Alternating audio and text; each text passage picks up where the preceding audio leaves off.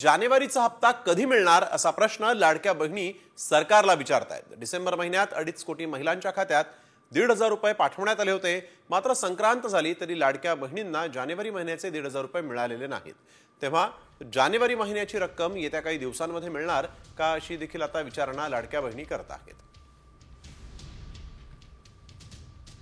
संक्रांत झालेली आहे तरी अद्याप लाडक्या बहिणीचा हप्ता काही लाडक्या बहिणींना मिळालेला नाही। त्यामुळे ही रक्कम कधी मिळणार असा प्रश्न आता उपस्थित झाला आहे।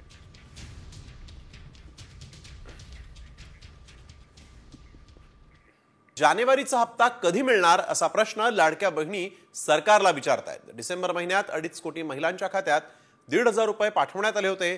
मात्र संक्रांत झाली तरी लाडक्या बहिणींना जानेवारी महिन्याचे 1,500 रुपये मिळालेले नाहीत।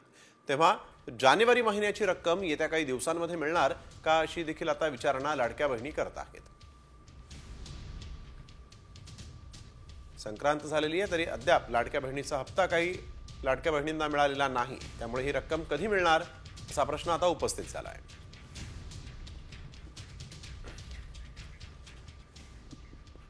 डिसेंबरचे 1,500 रुपये आले।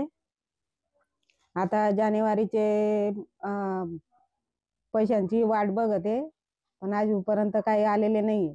15 दिवस झाले। सरकार 1,500 रुपये टाकता की 2,100 रुपये टाकता तर आता माहिती पडेल। गोड बोलून त्यांनी फायदा करून घेतला हो त्यांचा स्वतःचा। महिलांना लालूशी लावली त्यांनी, आम्हाला निवडून द्या, आम्ही तुम्हाला एवढं 1,500 रुपये देतो, 1,500 ने 2,100, 2,100 2,500 रुपये करून देतो म्हणून सांगितलं ना त्यांनी। गोड बोलून त्यांनी फायदा करून त्यांचा स्वतःचा घेतला ना। आता त्यांनी सगळ्या अटी वगैरे लावल्या त्या सगळ्या, का तर फक्त गोड बोला। आणि त्यावेळेला 1,500 देताना त्यांनी अटी वगैरे काही लावल्याच नव्हत्या, आणि आता त्यांनी सगळ्या अटी लावल्या। त्यामुळे हे कशाबद्दल लावलंय सगळं काय सांगाल? खरं तर काही या योजनेमध्ये जाचक नियम आणि अटी घालण्याची चर्चा आहे ती सुरुवात झालेली आहे। त्यामध्ये पहिल्यांदा 2.5 लाखापर्यंत महिलेचं जे उत्पन्न आहे ते कुठेतरी त्या महिलेलाच याचा लाभ मिळेल आणि वरचं उत्पन्न असणाऱ्या महिलेला लाभ मिळणार नाही। कसं पाहता याकडे? पहिलं तर हे सरकार आहे ते फसवणूक करणारं सरकार आहे असं वाटायला लागले। कारण पहिली गोष्ट, हे सगळं जे सरकार आता आलेलं आहे ते फक्त आणि फक्त महिलांच्यावर आलेलं आहे। लाडकी बहीण योजना हे जे काही तुम्ही डिक्लेअर केलेलं होतं त्याच्यावर आता तुम्ही म्हणताय की 1,500 देणार होते।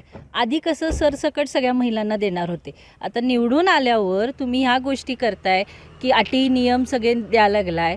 हे काय आहे? मग हे फसवणूक आहे, सगळ्या बहिणींची फसवणूक करताय। आणि आत्तापर्यंत प्रत्येक वेळी तुम्ही जे काय बोललाय ते कधीच केलेलं नाही आहे।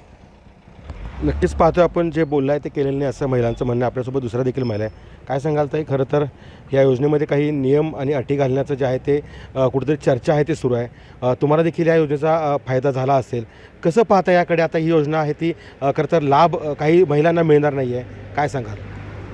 सुरुवातीला म्हटलीत की आम्ही निवडून दिल्यावर तुम्ही 2,100 रुपये देतो म्हटलीत, आणि मग नंतर ना आता म्हणतात की नाहीच, आता 3,000 रुपये आम्हाला दिलं तर आम्ही निवडून तुम्ही एकतर घेतला, लालच दाखवला बहिणींना, मग नंतर ना असं सुरुवातीला गरिबांना करायला लागलं तर मग कसं होईल? हे शक्य नाही आहे। नक्कीच पाहतोय। काय सांगाल? खरं तर खूप मोठ्या प्रमाणावरती नियम आणि अटी घालण्याचं जे आहे ते सरकार ठरवते। तुम्हाला काय वाटतं या योजनेसंदर्भात? कारण ही सगळ्यात लोकप्रिय आहे ती योजना ठरली होती। सरकारकडे काय नेमकं तुम्हाला मागणं आहे की कारण या योजना ही लोकप्रिय ठरली होती, आणखीन आता सगळ्या नियम अटी लावून पुन्हा एकदा या योजनेतील काही लाभार्थ महिलांना कमी करण्याचं काम आहे ते नियोजित आहे? एका दृष्टीने असं वाटते की महाविकास आघाडी ज्यावेळी 3,000 रुपये देतो म्हणत होती तर त्यांना मतदान केलं असतं तर सगळ्यांनी बहिणींनी तर नक्कीच सगळ्या महिलांचा आमच्या लाभ झाला असता। आता ही फसवणूक सरकार आता 2,100 रुपये देणार होती, ती का ती आता कमी करायला लागली आहे? सगळ्या डाळी बिळी एवढ्या महागलेल्या आहेत, महागाई तर अजिबातच कमी करत नाही आहे। म्हणजे हा सगळ्या बहिणींना फसवून गोड बोलून सगळ्या गोष्टी केलेल्या आहेत, आणि ह्यापुढे ती काय सरकार स्थापन व्हायचं आहे त्याच्या आधीच ह्या गोष्टी ह्या करतायत। मग का? मी म्हणते हे महाविकास आघाडीला जर निवडून दिला